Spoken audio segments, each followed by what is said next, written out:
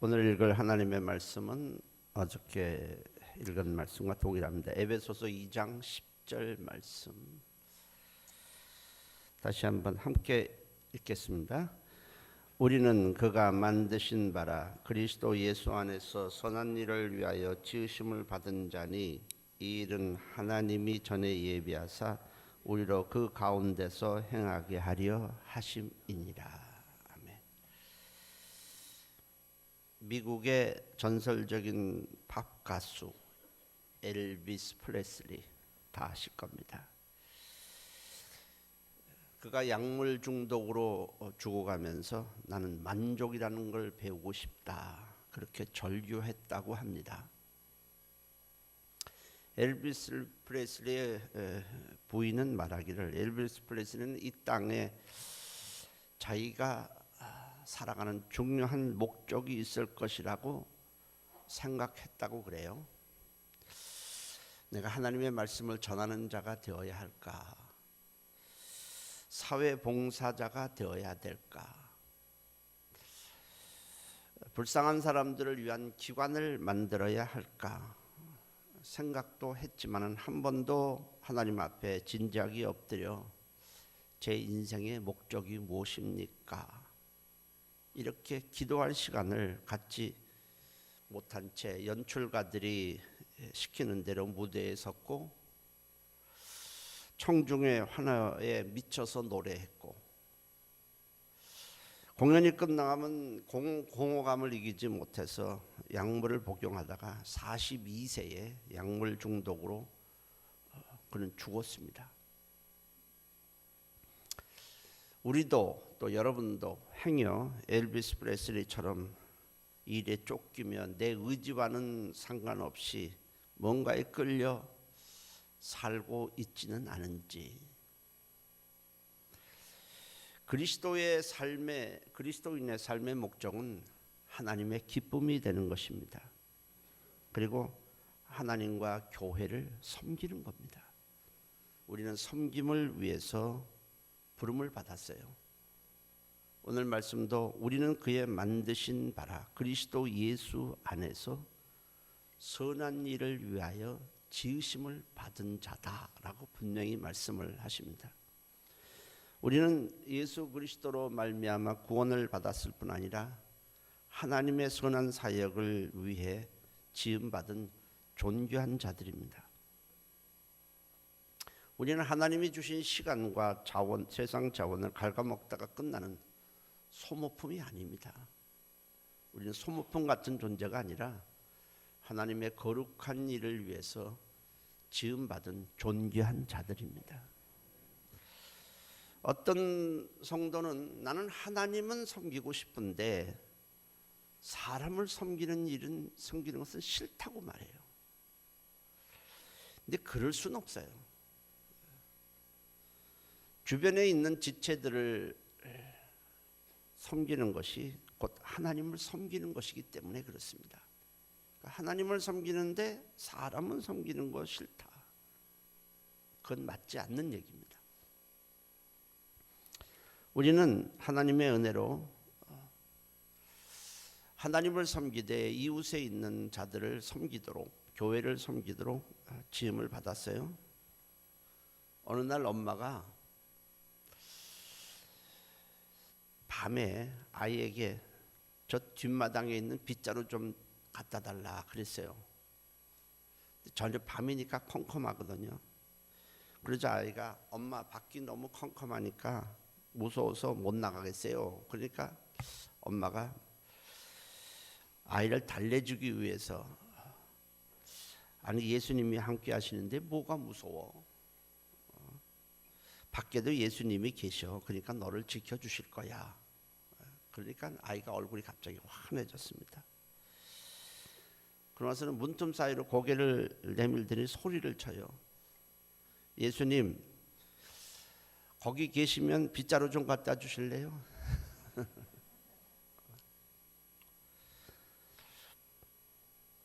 내가 하지 않아도 예수님이 다 알아서 해줄 것이다. 그러니 나는 하지 않아도 된다는 식으로 신앙생활을 하고 있다면 예수님은 나의 주인이 아니라 나의 심부름꾼에 불과해요. 성경은 구원받은 모든 그리스도인은 하나님의 일을 하는 사역자라고 말씀하고 있습니다.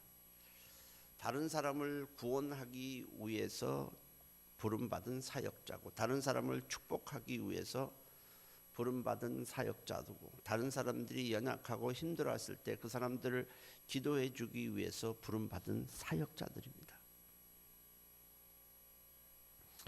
하나님을 섬기지 않고 남을 섬기지 않으면 결국 내 믿음도 죽는 거예요. 어떤 사람이 눈이 두 개인데 두 눈을 다 사용하다가는 다 두 눈이 나빠질 것 같은 마음이 들었어요.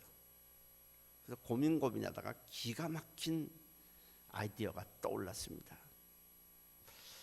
그래, 한쪽 눈만 사용하다가 한쪽 눈이 나빠지면 그때 다른 눈을 사용하면 되지 않겠느냐.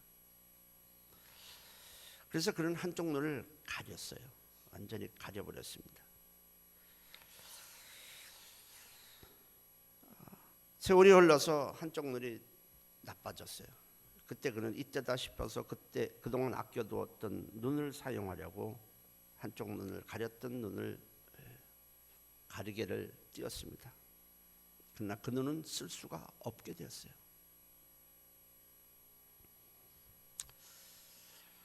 오랫동안 가리고 있다 보니까 그 눈은 완전히 실명을 한 겁니다.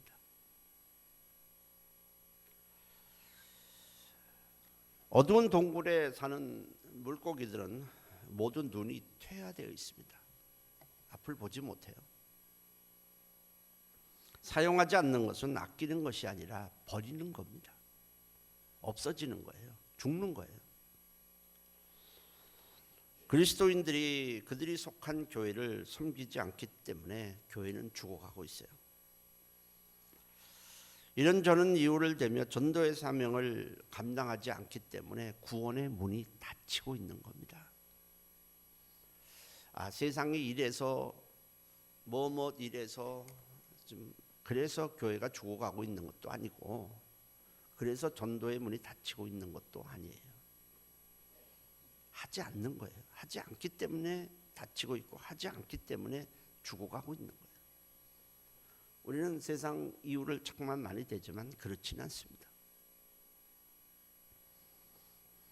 아무 일도 하지 않기 때문에 교회들이 허약해지고 있는 거예요. 우리는 이스라엘에 있는 사해와 갈릴리 바다를 아실 거예요. 사해는 물을 받아들이기만 합니다. 하지만 내보내지를 않기 때문에 그 바다가 완전히 죽었어요. 어떤 생물도 살지 못합니다. 계속 공급은 받는데 보내지 않는 거예요. 그러니까 사해는 보내지 않기 때문에 결국은 그 바다는 죽은 거예요. 근데 갈릴리 바다는 많은 물을 받아들이기도 하지만은 계속해서 그 많은 물을 또 내보내기 때문에 많은 물고기들이 살아가고 있습니다. 신앙생활도 똑같은 원리예요. 우리가 은혜를 계속 받는데 받은 은혜를 내보내지 않으면 그 은혜가 우리 안에서 더 풍성해지는 게 아니라 다 죽고 말아요. 그런데 신기하게 그 받은 은혜를 자꾸 나누어 주게 되면 우리의 믿음도 더 자라게 됩니다. 그러면 성경에는 주라, 잠깐만 주라. 그리하면 후이되어 누르고 흔들어 더 넘치도록 해줄 것이다. 반대로 하면 주지 아니하면 네가 받은 은혜 다 죽는다는 거예요. 어떤 사람은 와서 예배를 드리면서 오늘도 은혜 받으면 되지. 그래서 은혜만 받는 쪽에다 맞춘다면 그 사람은 그 받은 은혜가 더 안에서 더 많아지는 게 아니라 다 죽어버리고 말아요. 그래서 우리가 은혜를 받았다면 그것을 사용해야 하는 것입니다. 나누어 줘야 내가 살고 내 믿음도 살고 교회도 사는 겁니다. 할렐루야. 그게 신앙의 원리예요. 주지 아니하면 죽는 거고 주면 더 넘치도록 하게 된다. 심지 아니하면 죽어버리는 거예요. 심으면 더 많은 열매를 맺는다. 계속 같은 원리로 말씀을 하는 겁니다. 어떤 사람은 교회 와서 예배를 드리고 은혜를 받고 그거를 나누어 주고 사용하기 때문에 믿음이 계속 자라는데, 이 사람은 예배만 드립니다. 그렇게 해서 믿음이 자라는 경우는 없습니다. 아무리 신앙생활을 오래 했어도, 교회를 아무리 오래다녔어도 그렇게 해서 믿음이 자라는 경우는 없습니다. 절대로 없어요. 그건 사해예요. 죽은 바다와 같은 사람입니다. 주님을 섬기는 데 있어서 머뭇거리게 하는 그 장애물은 무엇일까? 왜 자꾸만 섬기고 싶은 마음은 있는데 왜 자꾸만 머뭇거리게 되고 왜 하지 않게 될까? 여러 가지가 있어요. 우선 세상 일부터 하고 보자는 마음 때문에 그렇습니다. 그런 것이 이유의 하나의 이유입니다. 하나님은 우리를 하여금 하나님을 섬길 수 있는 기회를 주셨습니다. 근데 왜 하지 않습니까? 자기를 위한 시간에 바빠서 하나님이 우리에게 주신 거룩한 목적을 내려놓는 거예요. 이런 사람들은 언제나 물질주의로 흐르게 돼 있습니다. 언제나 물질주의로 흘러요. 내 돈벌이, 내 개인의 이익에 방해가 되면 주님을 섬기는 사역은 언제나 뒤로 밀려질 수밖에 없어요. 그러나 우리가 알아야 될 사실이 있어요. 우리는 시간의 총직입니다. 우리는 시간의 주인이 절대로 아니에요. 하나님께서 오늘도 우리에게 주신 시간을 멈출 수 있습니다. 시간의 주인은 주님입니다. 우리는 주님으로부터 시간을 얻어서 사용하는 청지기입니다. 청지기는 나는 시간이 없어서 다른 일 때문에 이 일을 못하겠다고 하는 경우는 없습니다. 그 다음에 또 하나 우리가 주님의 일을 하는데 머뭇거리게 하는 장애물은 잘못된 동기로 사역하기 때문에 그렇습니다. 하나님을 위해서가 아니라 자신을 드러내기 위해서, 남에게 보이기 위해서, 사람들부터 칭찬과 존경을 받기 위해서 봉사하고 하나님과 거래를 하기 위해서 봉사하는 겁니다. 하나님, 내가 이 일을 이렇게 할 테니, 이것을 할 테니 하나님은 이런 일을 도와주셔야 합니다. 거래를 하는 겁니다. 잘못된 동기로 사역을 하는 사람은 좋은 영향력을 끼칠 수가 없습니다. 그들은 어려움에 부딪히면 사역을 중단할 뿐 아니라 하나님에 대해서 원망을 하게 됩니다. 내가 이렇게 일했는데, 내가 이렇게 하나님을 섬겼는데 왜 나에겐 이런 어려움이 있고 왜 나에게 이런 도움을 주지 않습니까? 이 사람은 지금까지 하나님을 섬긴 것이 자신의 본분이고 목적이 아니라 하나님과 거래를 한 사람입니다. 그래서 하나님께 대해서 불평하고 실망을 하게 됩니다. 이건 잘못된 동기로 하나님을 섬기는 것입니다. 사역에는 어려움도 있고 갈등도 있고 고통도 수반될 수 당연히 있습니다. 바울이 복음을 전하다가 어려움이 닥치면 하나님께 불평하는 걸 봤습니까? 제가 왜 이렇게 사역을 했는데 왜 이렇게 매를 맞아야 되고 이렇게 옥에 계속 갇혀야 되고 이렇게 환난을 받아야 됩니까? 그렇게 말한 적은 한 번도 없습니다. 오히려 바울은 내가 그리스도의 고난에 참여하는 것을 내가 기뻐한다 그랬고, 주님의 일을 하다가 이렇게 매 만든 것도 내게 주신 직분이니 감사하다고 했습니다. 우리는 거래를 하면 안 됩니다.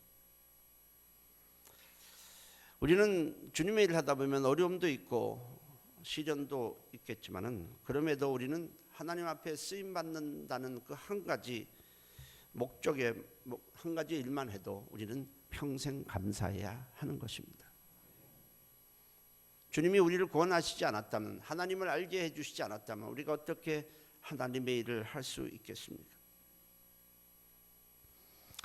건강한 동기를 가지고 하나님을 섬기는 자들도 있지만은 잘못된 동기로 하나님을 섬기는 자가 또 있습니다. 그들은 어려움에 부딪히면 어려움 때문에 더 이상 일을 할 수 없다는 이유를 항상 대게 됩니다. 그렇지 않습니다. 모든 일에는 어려움이 수반됩니다. 그러나 주님을 위해서 받는 고난은 하나님이 내중에 우리에게 갚아 주실 것입니다. 우리는 하나님을 섬긴다는 그 한 가지 이유만으로도 우리는 기쁨으로 주님을 섬겨야 하는 것입니다. 아무리 큰 교회라도 우리가 할 일은 얼마든지 있습니다. 교회는 해야 될 일이 너무 많아요. 사역을 감당하는 사람들이 많으면 많을수록 교회는 건강하게 성장합니다. 그러나 교회가 크기 때문에 내가 하지 않아도 된다는 생각에 사람들이 갖기 시작하면 교회는 결국 허약해지고 교회는 죽게 마련입니다. 내가 아니라도 할 교회는 돌아간다. 이건 굉장히 안 좋은 생각입니다. 그리고 그거 이전에 우리는 하나님의 일을 하라고 부름받은 사역자들입니다. 오래전 미국에서 있었던 일입니다. 2명의 소년이 교회에 처음 발을 디뎠습니다. 이제 사람들이 너무 많아서 앉을 자리가 없었습니다. 이렇게 봐도 앉을 자리가 없는 거예요. 그래서 두리번거리다가 밖으로 나가려고 했습니다. 그때 한 안내 사역자가 그것을 발견하고 뒤쫓아와서 두 소년의 손을 꼭 잡고는 어디 앉을 곳을 찾아볼까 하고 아래층으로 내려가서 구석구석을 보다 보니까 저 한쪽 구석에 두 자리가 비어 있어서 그곳에 두 소년을 앉혔습니다.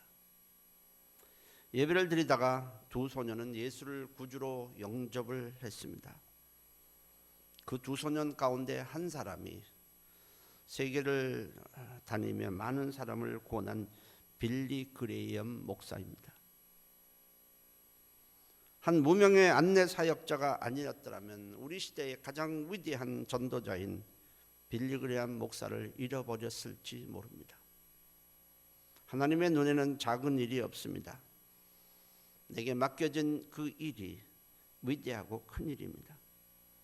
그리고 내가 주님을 섬기는 그 시간이 내게 있어서는 가장 값진 시간입니다.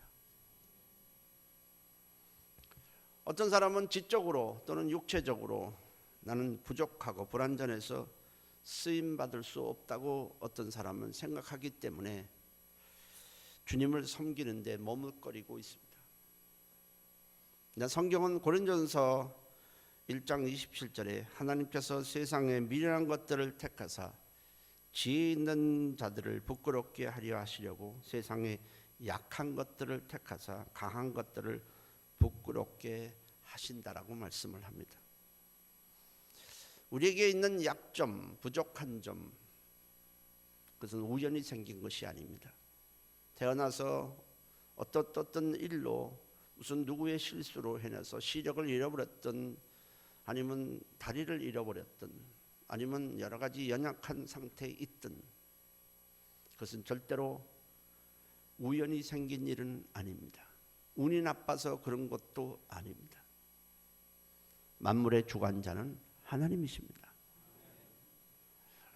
하루에 머리카락이 80개 정도 빠지는 그 하나하나도 결국 하나님이 다 세신다고 말씀을 하십니다. 우리는 그때 그 자리에 가지 않았더라면, 우리가 그때 그 실수를 하지 않았더라면, 그때 그런 일을 하지 않았더라면 내가 오늘 이러지 않았을 것이라고 말을 하죠. 불구자가 아니라도 우리는 그런 얘기 많이 해요. 그때 내가 그렇게 했더라면 돈을 벌었을 텐데, 그때 그렇게 주식에 투자했더라면, 그때 집을 샀더라면, 뭐 이런 얘기 많이 합니다. 그러나 그렇지는 않아요. 어떤 일이 일어났던 그것은 하나님이 허락하신 것입니다. 하나님이 우리에게 여러 가지 약점이 있다 하더라도 그 약점은 하나님이 허락한 것이고, 하나님은 그 약점을 통해서 하나님의 위대하심을 드러내기 위해서 그것을 허락하셨다는 사실을 우리는 알아야 하는 것입니다. 지난번에 얘기했죠. 헬렌 켈러한테 했던, 헬렌 켈러도 마찬가지예요. 내가 왜 이렇게, 그러나 어느 날 자신의 목적을 알았을 때 그는 위대한 일을 감당해냈습니다. 나의 약점을 통해서 하나님을 우리는 얼마든지 섬길 수 있습니다. 내가 약하다는 이유 때문에, 내가 부족하다는 이유 때문에 하나님은 우리를 버리시는 일은 절대로 없습니다. 사람들은 자기가 주님의 일을 하는데 머뭇거리게 될 이유를 수없이 나열합니다.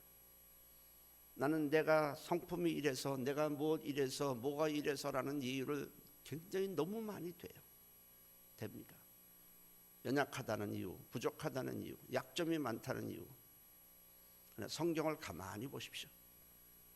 약점 투성이의 사람들을 하나님이 쓰셔서 하나님의 영광을 더 드러내는 것을 보게 됩니다. 굉장히 똑똑한 사람은 세상에 굉장히 많았어요. 세상적으로 볼 때 약점이 없고 모든 것을 가지고 건강한 사람은 얼마든지 많았지만은, 성경은 그런 사람들을 높여 쓰기보다는 부족하고 약점이 많은 자들을 쓴 것을 볼 수 있습니다. 사사기 시대도 마찬가지예요. 오른손을 전혀 못 쓰는 오른손 불구자인 에훗을 써서 이스라엘을 위기에서 건져냅니다. 그래서 에훗이 사사가 돼요. 소모는 자기는 삼갈을 써서 그 삼갈이 갖고 있는 것은 소모는 막대기 하나입니다. 근데 하나님은 그 막대기를 써서 이스라엘을 또 적들로부터 구원해냅니다. 당시에 사람들로부터 여자는 안 되라는 그 의견, 그런 사상이 팽배해 있던 상황에서 드보라라는 여자를 써서 또 사사로 쓰게 됩니다. 성경은 부족한 자, 연약한 자를 통해서 하나님의 더 위대하심을 드러내는 것을 볼 수 있습니다. 성령님은 우리의 연약함을 도와주셔서 건강한 사람보다, 많은 것을 가진 사람보다 더 하나님을 드러내도록 도와주시는 것입니다. 훗날 하나님은 너는 내가 준 재능과 은사와 시간을 나를 위해서 얼마나 사용했느냐라고 반드시 묻게 될 것입니다. 그때 우리는 무엇이라고 대답하겠습니까? 나는 이러한 때문에, 나는 이러한 여건이 허락지 않아서, 내 성품 때문에, 무엇 때문이라고 쭉 나열하시겠습니까? 아니면 내가 연약함에도 불구하고, 모든 것이 부족함에도 불구하고 저는 최선을 다해서 이렇게 하나님 앞에 쓰임 받았습니다라고 대답하겠습니다. 모든 것이 연약함에도 불구하고 주님을 섬기면 훗날 주님은 우리에게 이렇게 말씀을 하실 것입니다. 잘하였도다 충성된 종아, 네 주인의 즐거움에 참여할지어다. 우리는 평생 하나님을 섬기도록 하기 위해서 우리는 지음을 받았고 부름을 받았고 구원을 받았습니다. 머뭇거리지 마십시오. 다른 사람과 비교할 필요도 없습니다.